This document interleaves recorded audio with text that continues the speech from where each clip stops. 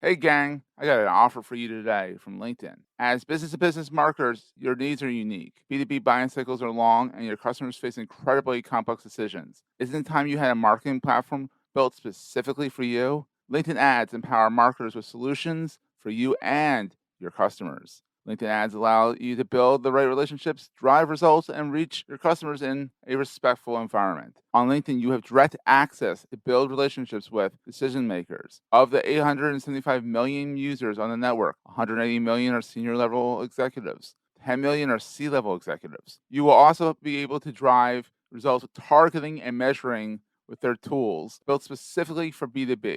And best of all, they work. Audiences exposed to brand messages on LinkedIn are 6 times more likely to convert. LinkedIn ads also rank #1 for security, community, and ad experience as part of the Business Insider's Digital Trust Study. Make B2B marketing everything it can be and get a $100 credit. It's a $100 credit on your next campaign. Go to linkedin.com/MPN to claim your credit. It's linkedin.com/MPN. Terms and conditions apply. Entrepreneurs Enigma is a podcast for the ups and downs of entrepreneurship. So the wins and the fails that we all face being entrepreneurs, how we learn from adversity. Every week I talk to a different entrepreneur with a story to tell. I'm Seth Goldstein. Come with me on the journey. This is Entrepreneurs Enigma. Let's get started.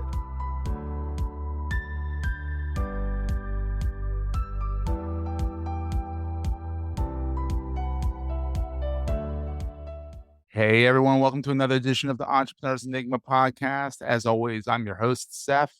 With me today is Julia Nimchinski. I had it so perfect before on the first take and I screwed it up.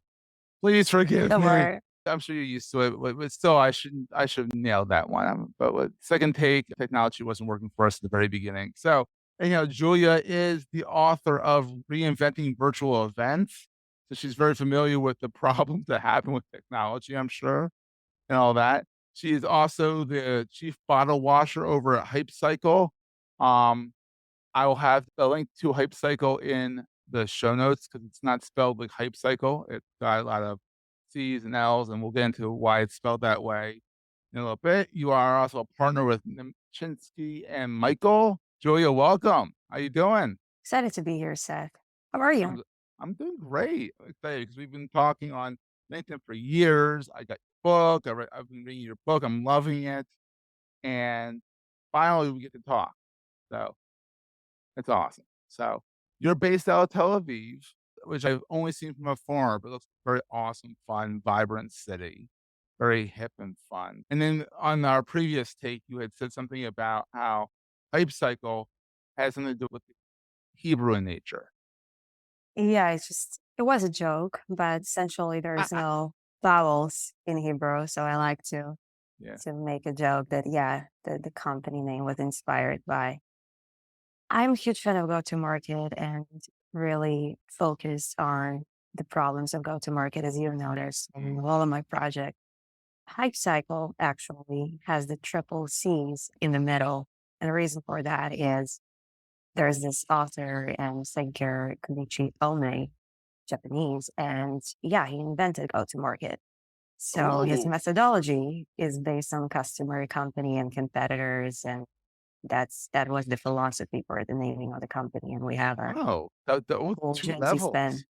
Two levels. Yeah, One being wise ass and saying we're going to pick on Hebrew.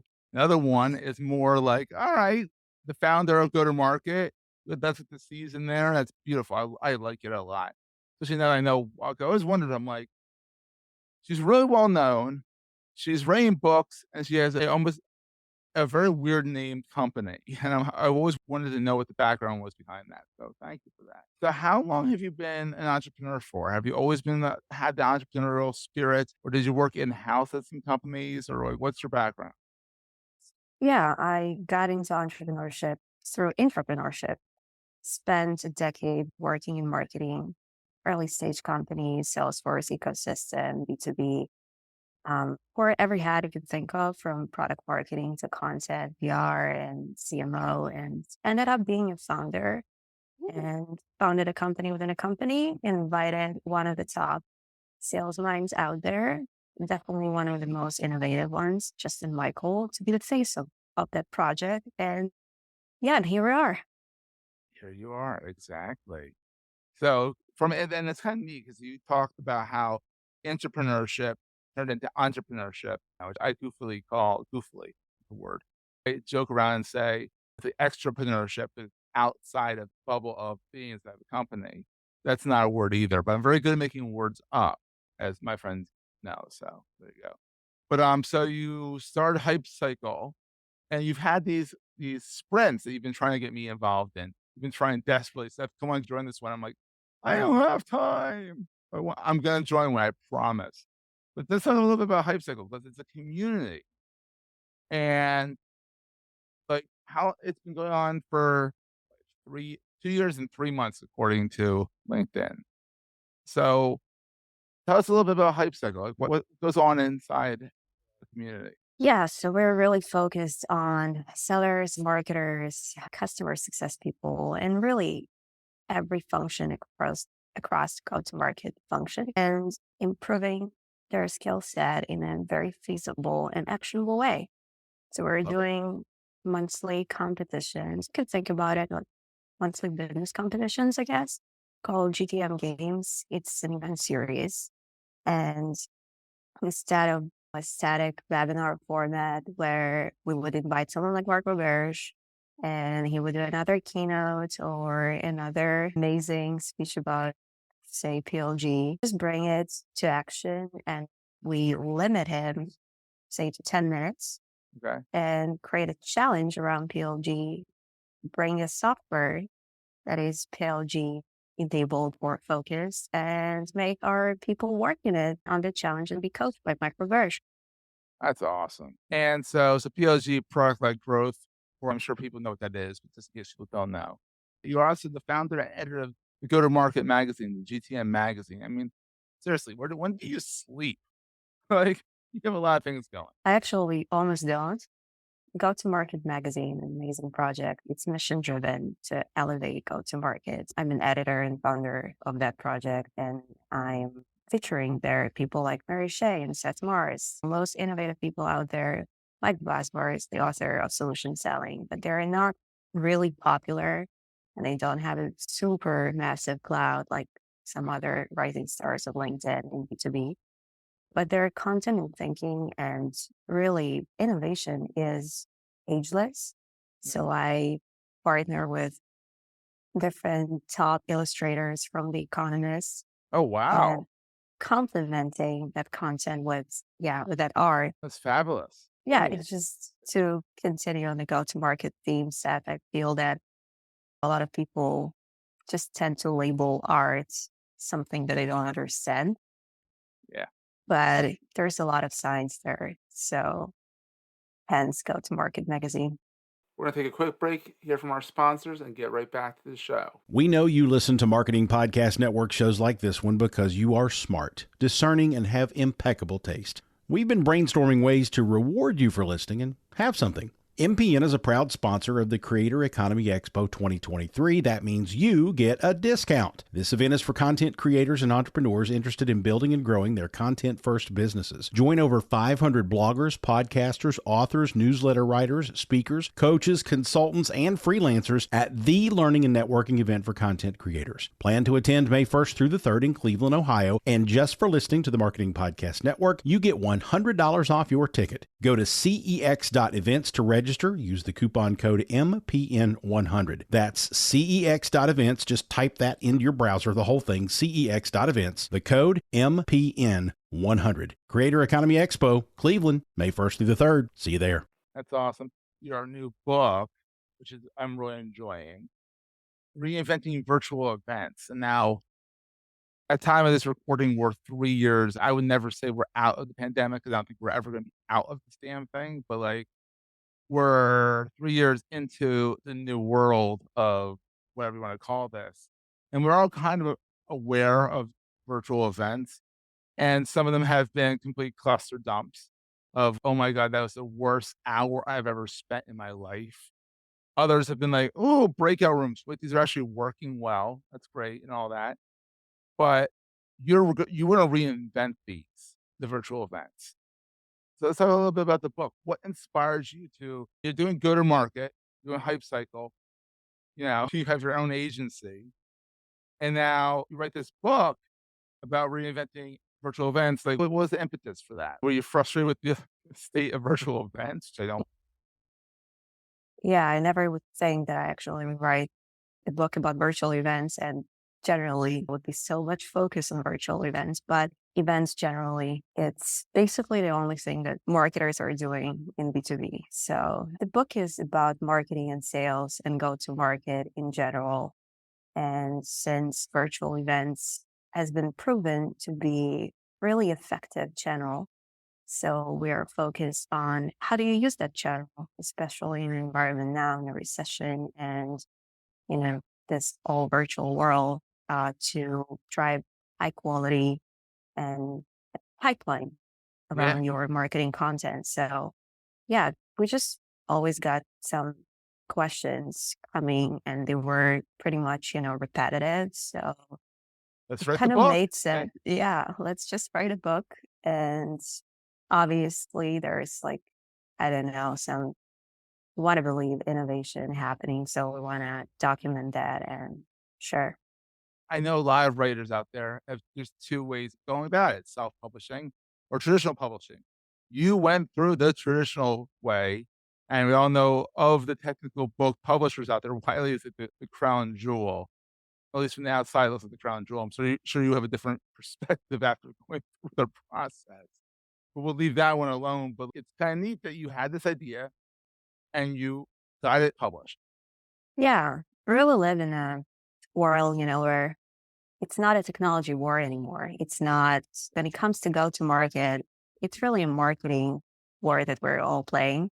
And the book is really talking a lot about it. And if you want to, I don't know, have any IP, you just have to write a book about it. That's how you document it now. Yeah, there's a book in me about with these podcasts. 'Cause I'm talking to many entrepreneurs. I'm like, there's a book in me. I have Scriver on my computer, blank pages. I'm like, there's something there. I used to sit down and write the darn thing. I like my sleep. So the problem is I gotta find time to sit down and like crank it out. One day it'll be there. What is the best thing? You've done both. You've done entrepreneurship and you've done entrepreneurship. And what's the best thing about being an entrepreneur versus being an intrapreneur? Responsibility. And yeah, it just, when you're entrepreneur, it's, um, you just feel a different level of responsibility, I guess. You don't have someone paying your salary, right? So you have to not only provide for yourself, your family, but you have some people that you have to provide for their lives too. It's the product that you build and responsibility for that product, projects, whatever. And it's making sure that, it gets that market adoption and they're really needed. Yeah. And definitely the revenue. Absolutely. So what's the scariest thing of being an entrepreneur versus the entrepreneur? I think it's pretty much the same. The scariest thing to me always is to create something that no one needs. And it's really rare that you have a product that you use. So I think that in majority of cases, because majority of entrepreneurs that we're seeing, they're creating projects or products for themselves. And that's the category that I'm most scared of. Love it. So what is the most important thing to carry with you all the time? Gosh, Seth, I want to say 44 Magnum, but I don't know. I guess sense of humor, good to Yeah. have, and common sense. That's key. I mean, literally you have to if you can't laugh at yourself, you can't laugh at the problems that are presented to you as an entrepreneur. Sometimes they're absolutely absurd. Like that in the people that are in the companies will never see the craziness that happened as an entrepreneur. Like I'm working on my basement. God forbid the water heater floods. Well, that's an issue I'm at the face as an entrepreneur and as a homeowner that like I can't work in the basement anymore because I have to clean up everything. Like there's these stupid little things that you have to deal with. And then there's also payroll, revenue, all that's on you. So I think that's you have to have a sense of humor. And occasionally a 44 Magnum. I totally agree with you on that. That's absolutely fabulous. But where can people find you online? Obviously LinkedIn, because you're very prevalent over there. Where else? And Where is your secret watering hole? our community is a good place to find me. We have a Slack channel, really engaged. We have people, again, top analysts, investors, casually chatting there. We are really big on that channel. And I don't know if you noticed that, but every other Slack channel eventually, whether you want it or not, in all the communities turns into a pod. So that's what Yeah. we're protective of. And since, I don't know, since we are having this philosophy, the conversation is really happening there. So if you want to chat with top minds, all things go to market, hype cycle, So I'm so glad we get to always meet a up. pleasure. I'm glad, and I will go check out Hype Cycle. I promise. I will jump in there. Let's do it. Awesome. Thanks, Julia, and we'll see everyone next week. That was a great show. Hey, if you're enjoying Entrepreneurs Enigma, please give us a review on the podcast directory of your choice. We're on all of them, and these reviews really help others find the show. Also, if you're getting value from the show and want to buy me a coffee, go to the show notes and click on the link to help me stay awake while I bring you more great episodes to your ears. That's in the show notes, and I look forward to the next episode. Take care, guys.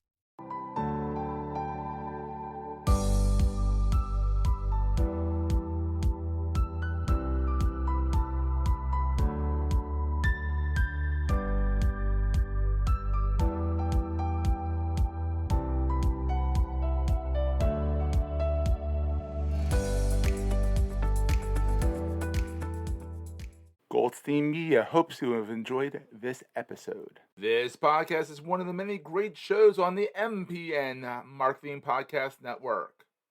You may know you're listening to this show along the Marketing Podcast Network, but did you know there are other great shows on MPN to help your business? T. Adeola hosts a great podcast called Tiny Giants. T, tell us what these fine folks will get out of listening. We are the creator economy show that's about careers, not celebrity. Right? So who should listen to this show are the parents of young people who want to know more about the creator economy and why that's a career path for their children, or the young people themselves. Amazing. Where can the young people or the parents subscribe? You can find us at tinygiants.tech or wherever you get these podcasts, these fine podcasts. And you can also find us at the Marketing Podcast Network, which is marketingpodcast.net.